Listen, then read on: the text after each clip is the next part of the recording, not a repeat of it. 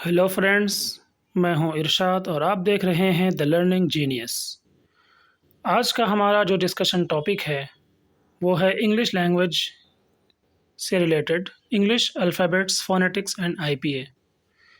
इससे पहले कि हम अपने इस टॉपिक पर आगे बढ़ें, हम तमाम ऑडियंस से रिक्वेस्ट करते हैं कि अगर उन्होंने हमारे इस चैनल को सब्सक्राइब नहीं किया है तो जल्द से जल्द सब्सक्राइब करके बेल आइकन को प्रेस कर दें और अपने फ्रेंड्स एंड फैमिली मेम्बर्स के साथ ज़्यादा से ज़्यादा इस वीडियो को शेयर करें ताकि कुछ नॉलेजेबल कंटेंट उन्हें भी सीखने का मौका मिले। और अगर कुछ अच्छा सीखने को मिला तो इस वीडियो को ज़रूर लाइक करें।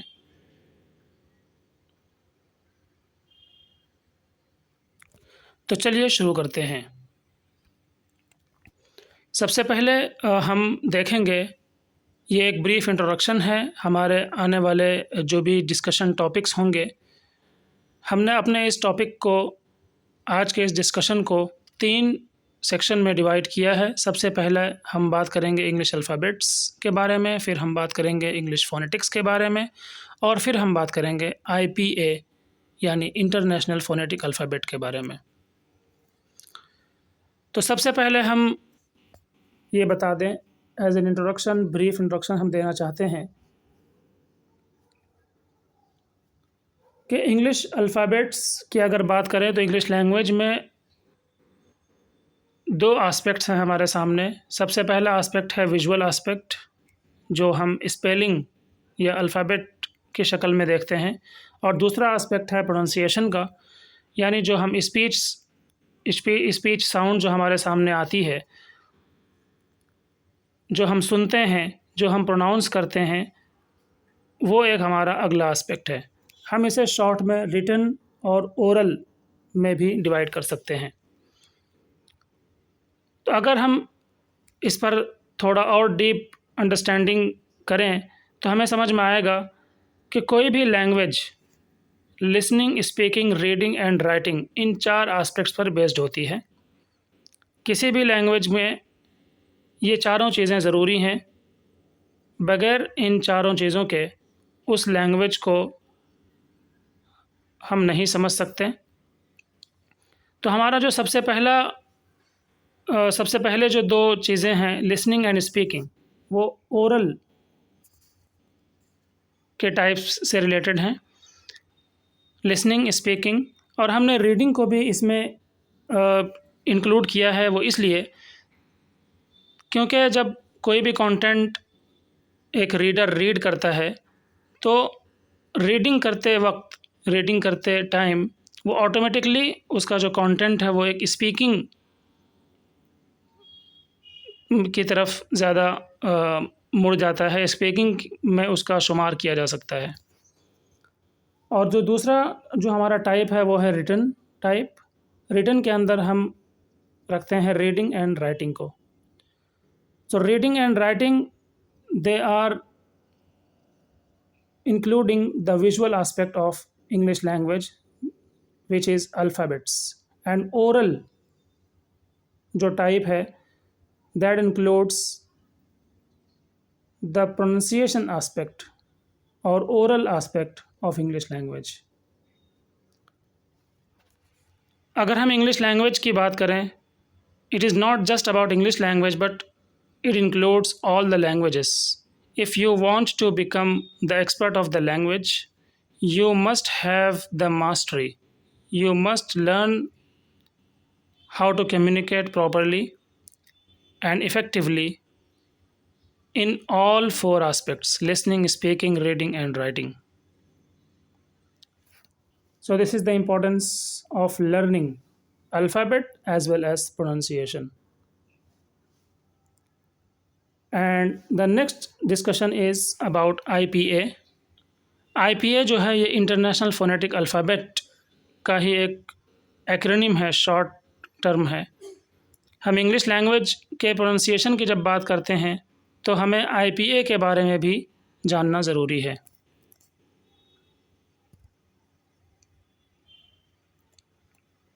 तो अब हम स्टार्ट करते हैं सबसे पहला टॉपिक, इंग्लिश अल्फ़ाबेट्स। तो जैसा कि आप स्क्रीन पर देख सकते हैं, हमने इसमें कैरेक्टरिस्टिक्स के बारे में बात की है, यानी इंग्लिश अल्फ़ाबेट्स की अगर हम बात करें तो इसका जो ओरिजिन है वो लैटिन ओरिजिन है। इनफैक्ट अगर आप स्टडी करेंगे तो आपको पता चलेगा कि जितनी भी यूरोपियन लैंग्वेजेज़ हैं, चाहे वो फ्रेंच लैंग्वेज हो, चाहे जर्मन लैंग्वेज हो, चाहे इंग्लिश लैंग्वेज हो, उन सब का जो ओरिजिन है वो लैटिन ही माना जाता है, क्योंकि Latin is the ancient language और लैटिन से ही धीरे धीरे over the ages, over the centuries different languages का वजूद हुआ। So Latin is the parent language of all European languages.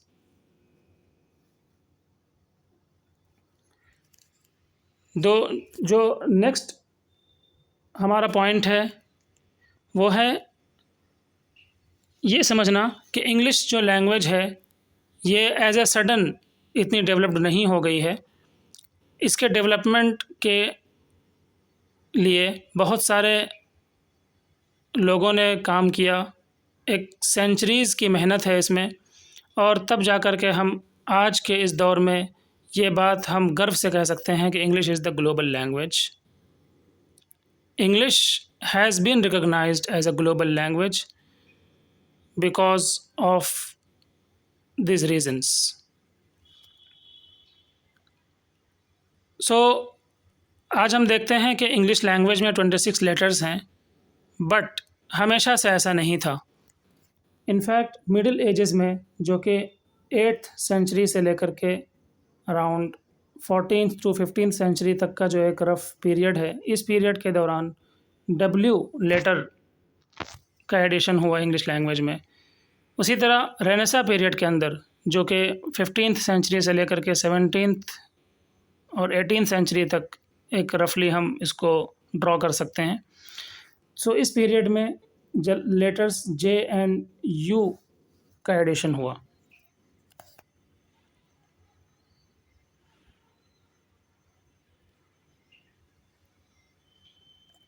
आगे बढ़ते हुए हम देखते हैं इंग्लिश लैंग्वेज के अल्फ़ाबेट्स की अगर बात करें तो हमने जाना कि there are 26 letters in English, 26 alphabets in English, and they are classified into two major types, or we can say 3 types: the consonants, the vowels and semi vowels।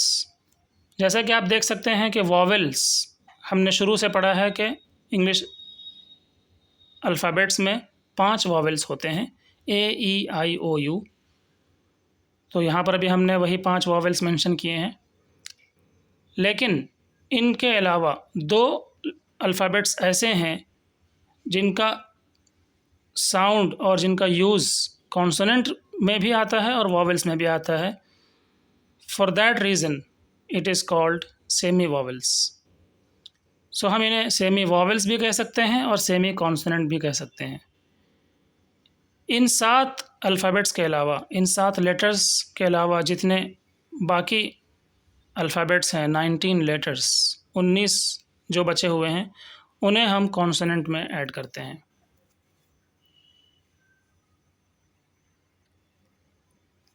अब हम आगे बढ़ते हुए हम ये देखते हैं कि there are 2 sets of written symbols in English language. What are those 2 sets? कि इंग्लिश जो अल्फ़ाबेट्स हैं 26 letters, they are capital letters as well as small letters. कुछ जगहों पर हम स्मॉल लेटर्स का यूज़ करते हैं और कुछ जगहों पर कैपिटल लेटर्स का यूज़ करते हैं। जैसा कि हमें पता है कि अगर सेंटेंसेस की स्टार्टिंग करनी है तो सबसे पहला जो लेटर होगा सेंटेंस का वो कैपिटल लेटर में लिखा जाता है एज़ पर रूल। इसी तरीके से अगर कोई प्रॉपर नाउन है, किसी पर्सन का नाम है या किसी प्लेस का नाम है, सो उसका भी पहला लेटर कैपिटल लेटर में लिखा जाता है। एंड बाकी जो लेटर्स होते हैं, जो बाकी स्पेलिंग होती है, वो सारे स्मॉल लेटर्स में लिखे जाते हैं, जिसे हम रनिंग लेटर्स भी कहते हैं।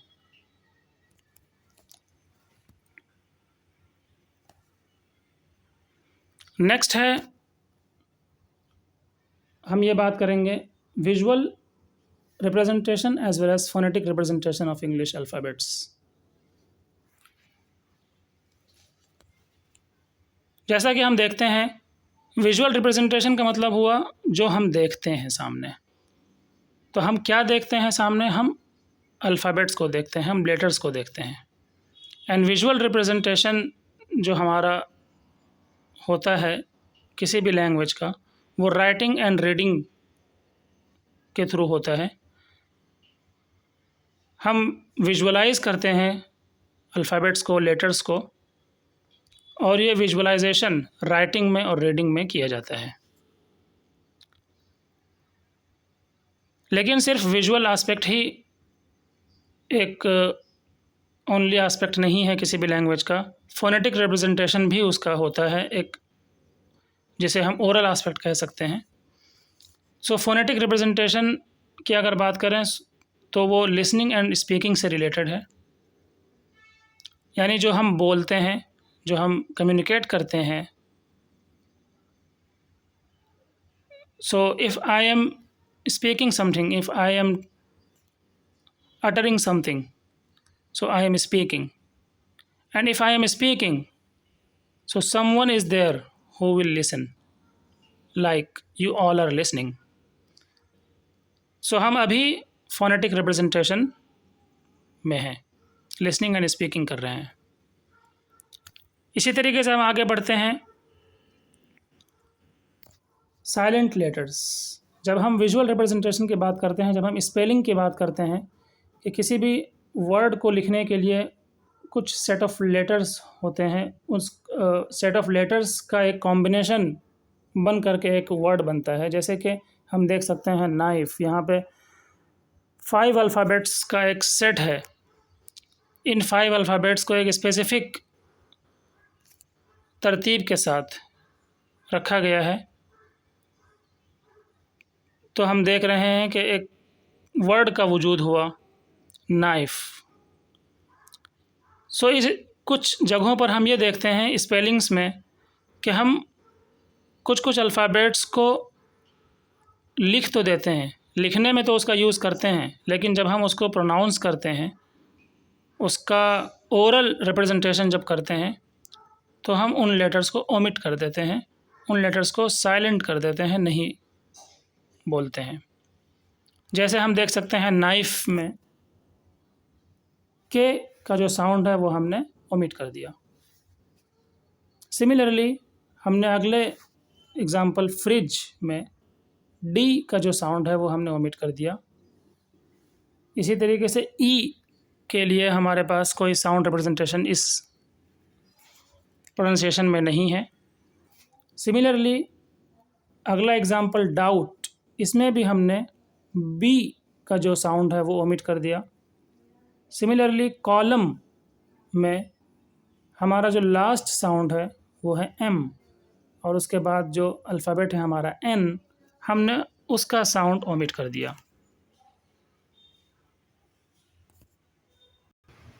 सो इन एग्ज़ाम्पल्स को देख करके हमें ये पता चला कि जो इंग्लिश लैंग्वेज के जो स्पेलिंग रूल्स हैं, दे आर वेरी कॉम्प्लेक्स।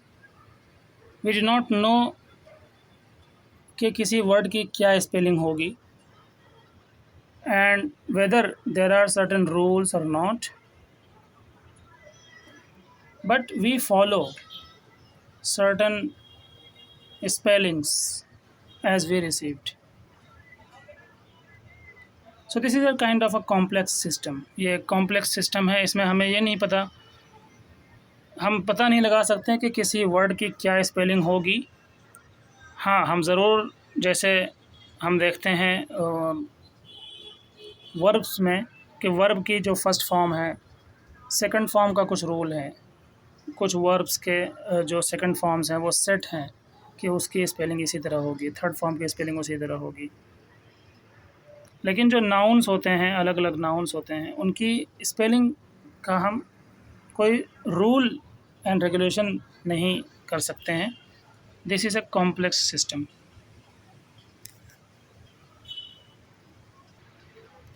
तो अब हम आगे बढ़ते हैं अपने नेक्स्ट टॉपिक इंग्लिश फोनीम्स की तरफ। फोनीम्स या हम कह सकते हैं फोनेटिक्स। तो पहले हम फोनेटिक्स को समझते हैं, फोनेटिक्स क्या चीज़ है। फोनेटिक्स एक ब्रांच है, स्टडी की ब्रांच है। जैसे हम साइंस एक स्टडी की ब्रांच होती है, जैसे ज्योग्राफी एक ब्रांच ऑफ स्टडी होती है, उसी तरीके से फोनेटिक्स भी एक ब्रांच ऑफ स्टडी है। और इस ब्रांच ऑफ स्टडी में स्पीच साउंड की स्टडी की जाती है। किसी भी लैंग्वेज में किस तरीके से साउंड को प्रोड्यूस किया जाता है, किस तरह के साउंड्स उसमें मौजूद हैं, पाए जाते हैं, और उसमें क्या वेरिएशंस आते हैं, उसकी स्टडी फोनेटिक्स के अंदर की जाती है। सो बेसिकली अगर देखा जाए तो फोनेटिक्स एक लिंग्विस्टिक्स के अंडर में आता है बेसिकली।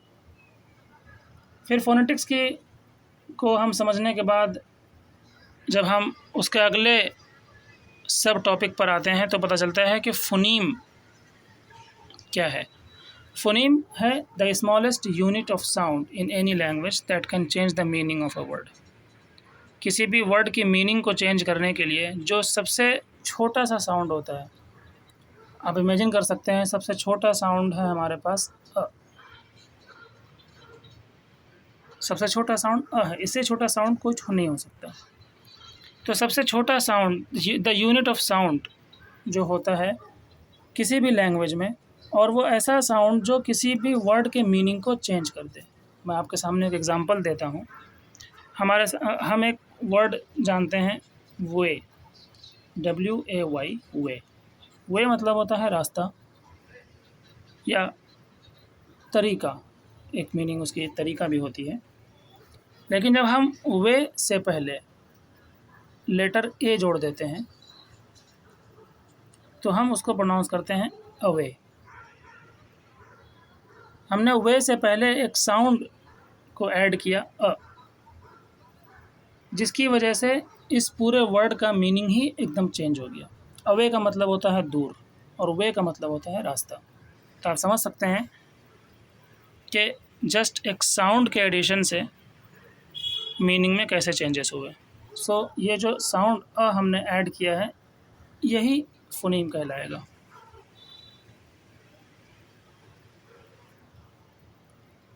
जब हम फोनीम के बारे में बात करते हैं तो हमें पता चलता है कि इंग्लिश लैंग्वेज के अंदर हम अराउंड 44 साउंड्स प्रोड्यूस करते हैं, जिसे हम 44 फोनेटिक अल्फ़ाबेट्स के नाम से जानते हैं, या हम उसे 44 फोनीम्स कह सकते हैं, 44 स्पीच साउंड्स कह सकते हैं। और उन 44 साउंड्स को दो हिस्सों में डिवाइड किया जाता है, 24 कॉन्सोनेंट्स एंड 20 वॉवेल्स। यानी 24 कॉन्सोनेंट साउंड्स हैं एंड 20 वॉवेल साउंड्स हैं।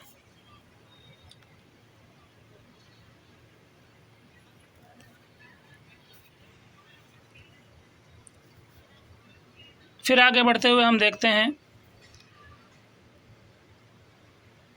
कि जो फोनीम्स हैं उनकी क्या कैरेक्टरिस्टिक्स हैं, उनकी क्या खूबियाँ, क्या खसूसियात हैं, वो क्या होते हैं। तो हम बात करेंगे फोनेटिक स्पेलिंग के बारे में। फोनेटिक स्पेलिंग क्या होती है?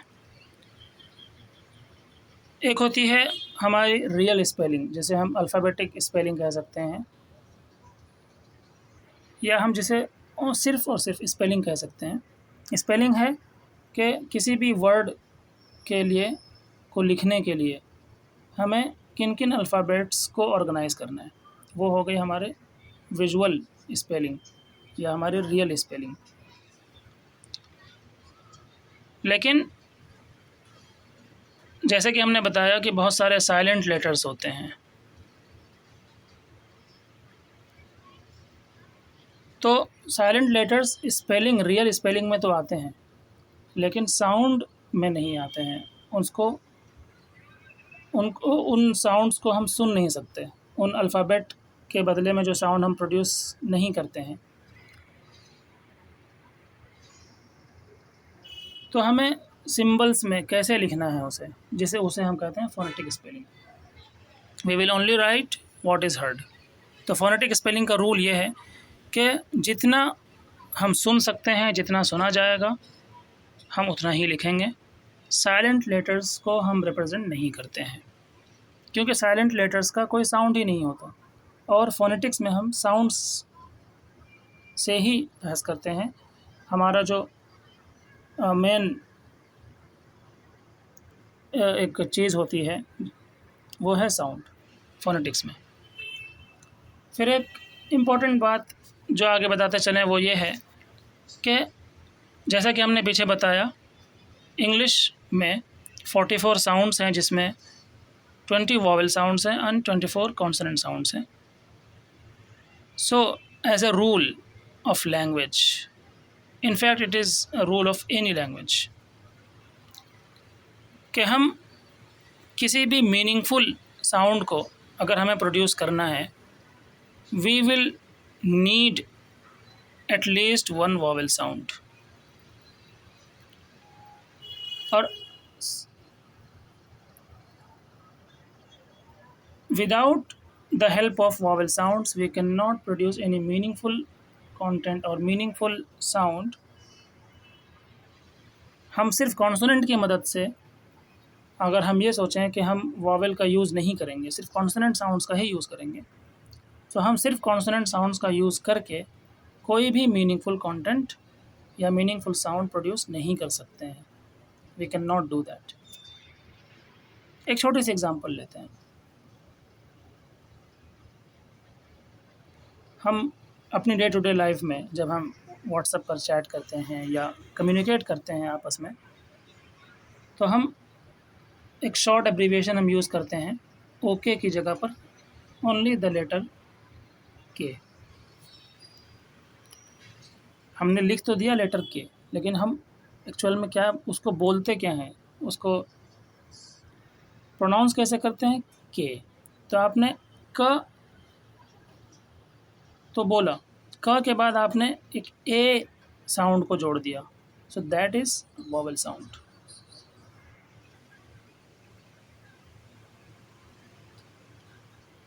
अगली इम्पॉर्टेंट चीज़ है फ़ोनेटिक्स की। जब हम बात करेंगे तो फ़ोनेटिक्स की सबसे बड़ी मज़ेदार बात यह है कि अगर आपको सारे के सारे सिंबल्स पता हैं फ़ोनेटिक्स के, you know all the symbols of phonetic language, phonetic alphabets, so you will be able to accurately write down the transcription of any speech sound from any language, चाहे आपको वो लैंग्वेज आती हो चाहे ना आती हो। अगर आपको वो लैंग्वेज नहीं भी आती है, फिर भी आप correctly only with the help of sounds which a speaker is producing while he is speaking, you will be able to write down all those sounds accurately. So this is the magic of phonetic alphabets। और अगर आपको phonetic alphabet पता होंगे, at least you know the 44 sounds related to English language, you will be able to accurately understand the true pronunciation, the correct pronunciation of that word। क्योंकि जब English dictionaries हम देखते हैं, या आप इवन आप गूगल पर भी किसी वर्ड का के बारे में आप जानना चाहें, उसकी वर्ड मीनिंग आप जानना चाहें, तो आपको उस वर्ड के बाद जो सबसे पहला मीनिंग से भी पहले सबसे पहली एक चीज़ हमें लिखी हुई मिलती है, जो एक अजीब से अक्षर्स में, अजीब से लेटर्स में हमारे सामने मिलती है। और ऑफ कोर्स जब आप फ़ोनेटिक अल्फ़ाबेट को जान जाएंगे तो आपको वो अक्षर अजीब नहीं लगेंगे। You will be able to recognise those letters, those alphabets which are written there, they are pronunciation. So उन अजीब से लेटर्स से हमें ये बताया जाता है कि इस वर्ड को प्रोनाउंस किस तरह करना है। So that is the importance of knowing phonetic language, phonetic alphabet।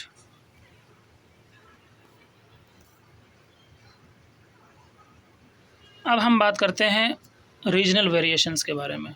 Regional variations क्या है। ये रीजनल वेरिएशंस हमें स्पेलिंग में भी देखने को मिलते हैं। जैसे अगर हम एक छोटी सी एग्जांपल लें, कलर, एक वर्ड है कलर, तो इसकी एक स्पेलिंग है COLOR और एक दूसरी स्पेलिंग है COLOUR। So whether you write COLOR or you write COLOUR, both the spellings are correct. The difference is it is a regional variation. किसी रीजन में कलर को COLOR लिखा जाता है और किसी रीजन में कलर को COLOUR लिखा जाता है। This is the variation. और ये वेरिएशन ही एक्चुअल में इसका एक हम कह सकते हैं एक सीक्रेट है for becoming a global language. English has been recognized as a global language. So global language बनना, उसके पीछे एक सीक्रेट है कि वेरिएशन को एक्सेप्ट करता है। The rules are not that rigid. Regional wise there are changes, there are variations in speech sound as well as in the way people talk, in the way people write down certain spellings. So we have three major variations: British English variation, Indian English variations, and American English variations.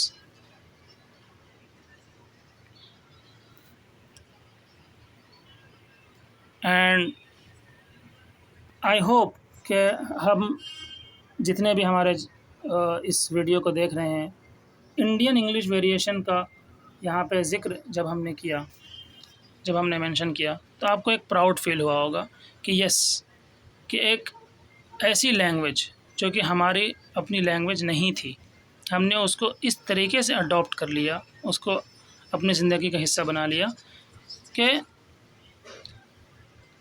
एक हमारा नाम होने लगा, एक variation में हमारा नाम आने लगा। It is an accepted variation globally. हमारे वेरिएशन को एक्सेप्ट किया जाता है, हमारे प्रोनाउंसिएशन को एक्सेप्ट किया जाता है ग्लोबली। लेकिन रीजनल वेरिएशंस जो हैं हमारे सामने, उसके पीछे की वजूहात क्या है, उसके पीछे क्या रीज़न है? उसके पीछे रीज़न है कि नेटिव इम्पैक्ट होता है।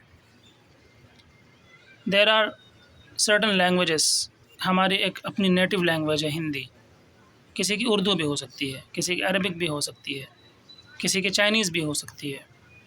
तो जो नेटिव लैंग्वेज होती है, उस नेटिव लैंग्वेज का इम्पैक्ट फॉरेन लैंग्वेज पर जो हम लर्न कर रहे होते हैं, जो हम सीख रहे होते हैं, उस पर बहुत ज़्यादा इम्पैक्ट पड़ता है। क्योंकि देयर आर मल्टीपल साउंड्स, बहुत से ऐसे साउंड्स होते हैं, बहुत से ऐसी प्रोनाउंसिएशन होती हैं, ऐसे अल्फ़ाबेट्स होते हैं जो हमारी अपनी नेटिव लैंग्वेज में नहीं होते हैं। और जो चीज़ हमारी नेटिव लैंग्वेज में ना हो और हमें उस साउंड को प्रोड्यूस करना हो, तो it will be difficult for us. इसी तरीके से बहुत से ऐसे साउंड हैं जो हमारे नेटिव लैंग्वेज में हैं, लेकिन we do not find those sounds in the target language, in the language we are learning. एक छोटी सी एग्जांपल आपके सामने पेश करते हैं। There is a sound in Hindi which is represented by this letter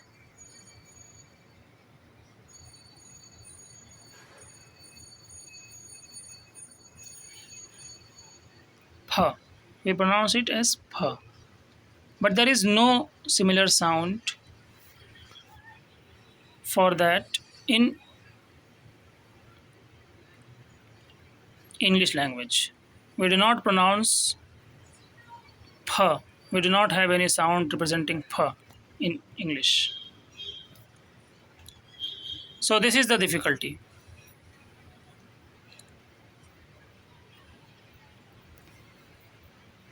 अब हम आगे बढ़ते हैं द इंटरनेशनल फोनेटिक अल्फ़ाबेट की तरफ।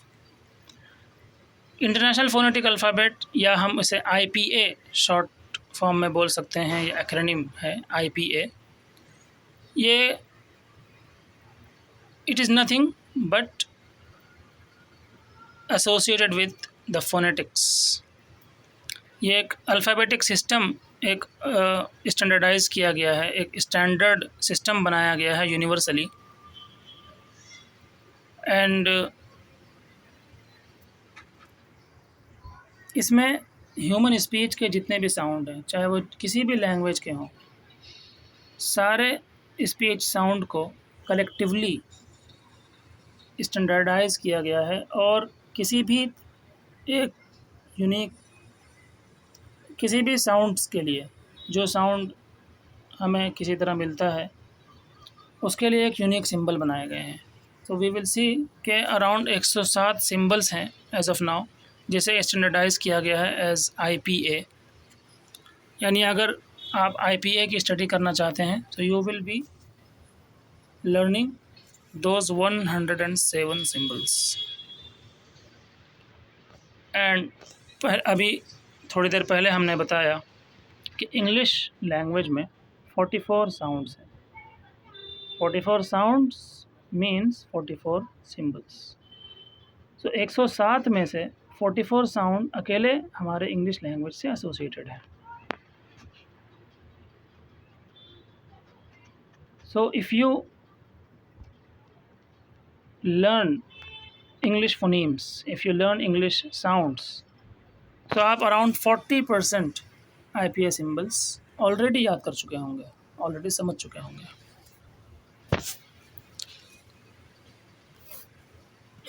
IPA की ख़ास बात यह है कि they represent a unique sound and can be use to represent same sound in any language. कोई भी सेम साउंड, चाहे वो किसी भी लैंग्वेज का हो, उसके लिए एक यूनिक सिंबल रिप्रेजेंट किया गया है। जैसे for example, if there is a sound प साउंड, तो ये प साउंड आपको इंग्लिश में भी मिलेंगे, आपको हिंदी में भी मिलेंगे, उर्दू में भी आपको प साउंड मिलेगा। तो हमारे नॉन लैंग्वेजेस में प साउंड इंग्लिश में भी है, उर्दू में भी है और हिंदी में भी है। लेकिन IPA सिस्टम ऑफ अल्फ़ाबेट में इन सारे साउंड्स के लिए एक यूनिक सिंबल है, द लेटर P।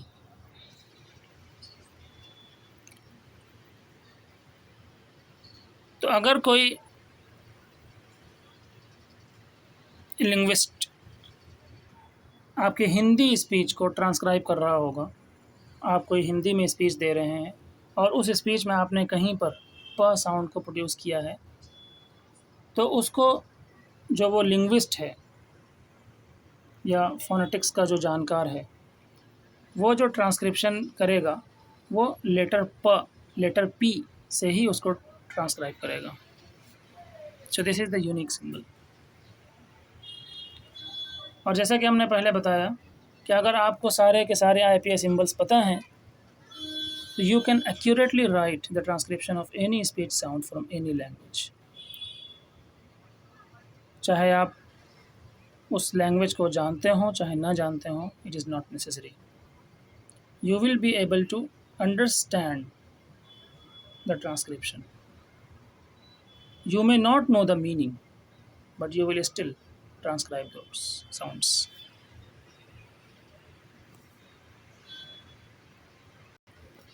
अब हम आपके सामने कुछ एग्जांपल्स पेश करेंगे IPA सिंबल्स की, जो कि इंग्लिश साउंड्स से रिलेटेड हैं। आप यहाँ पे अपनी स्क्रीन पर 4 एग्जांपल देख रहे हैं। सबसे पहले है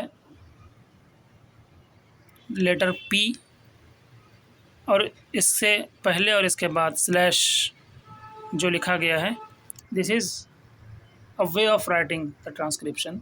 आप किसी भी वर्ड का प्रोनाउंसिएशन, फोनेटिक्स, स्पेलिंग अगर आप लिखेंगे तो आपको इस तरीके से लिखना होगा, स्लैश के बीच, दोनों तरफ स्लैश और बीच में आपको फोनेटिक ट्रांसक्रिप्शन करना है। सो दिस इज़ प, not P। It is not. It is the letter P, but we cannot. We do not say it is P. We say it is Pa. Pa as in park. Park में जो हमारा पहला letter है P, उसमें जो sound हम produce कर रहे हैं वो प साउंड प्रोड्यूस कर रहे हैं. सिमिलरली नेक्स्ट जो हमारा साउंड है लेटर K है, बट वी से इट इज़ क. तो क एज इन कैट. कैट में हम देख सकते हैं कि कैट जो हमने साउंड प्रोड्यूस किया, लिखा तो है CAT, but we pronounce it as cat, not sat. So C यहाँ पर क साउंड प्रोड्यूस कर रहा है. हमें पता है C का जो प्रोनाउंसिएशन है वो क भी होता है, कि कहीं कहीं स भी होता है, एंड लेटर K का जो साउंड है वो क होता है. नेक्स्ट हमारी एग्जांपल है स्मॉल a और उसके बाद 2 डॉट्स जिसे हम कोलन बोलते हैं. दिस इज प्रोनाउंस्ड एज आ, बड़ी आ, डबल मात्रा के साथ जो आती है. दिस इज आ एज इन फादर. फादर में F के बाद जो अल्फ़ाबेट है, जो स्पेलिंग है A, उस A को हम प्रोनाउंस कर रहे हैं लाइक दिस, आ, फा, father. So this is another sound. Next example जो हमारे सामने है वो है एक सिंबल है, जैसे हम कह सकते हैं कि ये उल्टा ई लिखा हुआ है.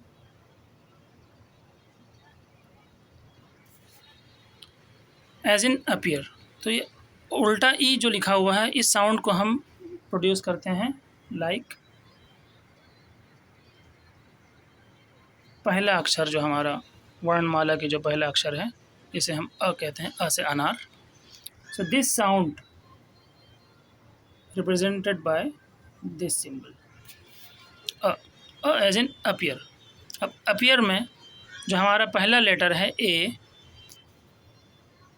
उसको हमने प्रोड्यूस किया अ, वेरी स्मॉल. तो अब हम यहाँ पे देख रहे हैं कि फादर में सेम अल्फ़ाबेट है और अपीयर में भी सेम अल्फ़ाबेट है, but we are pronouncing them differently. This is captured with the help of phonetic symbols.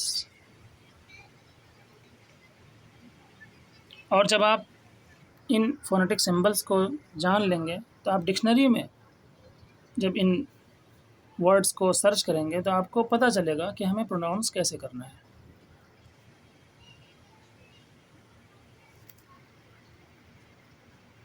तो इसी के साथ हम आज के अपने इस टॉपिक को हमने कवर कर लिया है. अब जल्दी से सारे पॉइंट्स को हम दोबारा से एक बार रिव्यू करते हैं, रिकैप करते हैं कि हमने आज क्या क्या सीखा.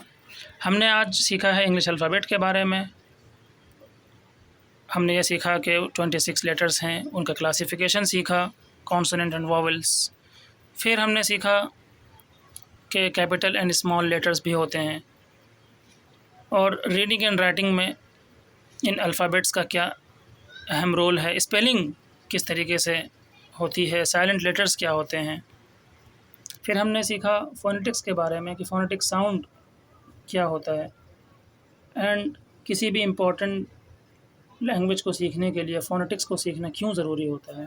We have learned those. We have learned certain examples as well. हमने ये भी सीखा कि IPA सिंबल्स क्या होते हैं और इंग्लिश लैंग्वेज से IPA का क्या रिलेशन है, और हमें IPA को जानना क्यों ज़रूरी है. We knew that learning the language and learning the correct pronunciation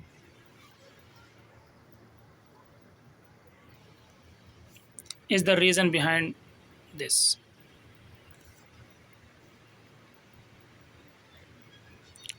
तो इसी के साथ हम आज के इस वीडियो को ख़त्म करते हैं.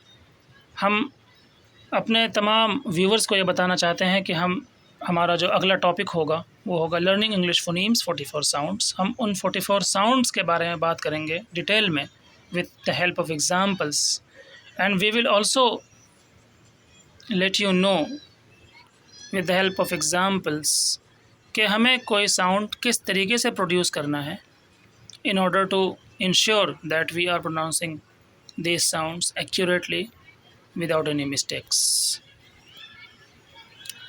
Thank you very much for being good audience. Thank you very much for learning these contents, and I hope ये वीडियो आपको ज़रूर पसंद आई होगी। अगर आपको ये कंटेंट अच्छा लगा तो अपने दोस्तों के साथ, अपने फ्रेंड्स एंड फैमिली मेम्बर्स के साथ ज़रूर शेयर करें और लाइक बटन पर ज़रूर क्लिक करें। अगर आपको हमसे कुछ पूछना है या आप हम तक कुछ सजेशन देना चाहते हैं तो आप कमेंट सेक्शन में हमें बता सकते हैं। और अगर आपने अब तक हमारे चैनल को सब्सक्राइब नहीं किया है so I humbly request you to subscribe the channel and press the bell icon, ताकि हमारी अगली आने वाली वीडियोस की नोटिफिकेशंस आप तक पहुँचे और आप कोई भी इम्पोर्टेंट कंटेंट मिस ना करें। Thank you very much. जय हिंद।